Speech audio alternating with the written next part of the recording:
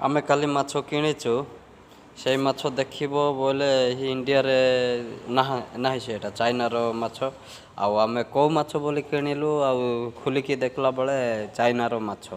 ଆଉ ସିଏ ମୋତେ ଠକିକି ମୁଁ ପରେ ଭାବିଲି ଯେ 5ଟା ମାଛକୁ ଯଦି ସିଏ 50 ଟଙ୍କା ଲେଖା ବିକୁଛି ବୋଲେ କି ମାଛ ଟିକେ ଦେଖିବି ବୋଲେ ଖୋଲିକି ଦେଖିଲା ବେଳେ ଚାଇନା ମାଛ। ଆଉ ଆମ ମାଲିକକୁ ଫୋନ୍ କଲା ସମୟରେ ଆଉ ସିଏ ମୋତେ କହିଲା କ'ଣ କି କେମିତି ମାଛ ଟିକେ ହ୍ୱାଟ୍ସଅପ୍ କର।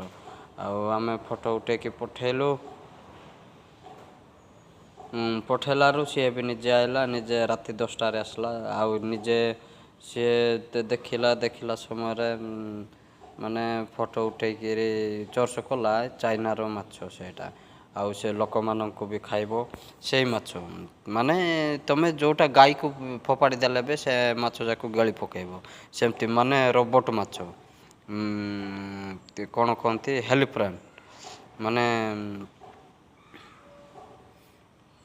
ସେଇ ମାଛ। ଆଉ ସବୁଆଡ଼େ କଣ୍ଟା କୁଆଡ଼େ ବି ଧରି ହେବ ନାହିଁ।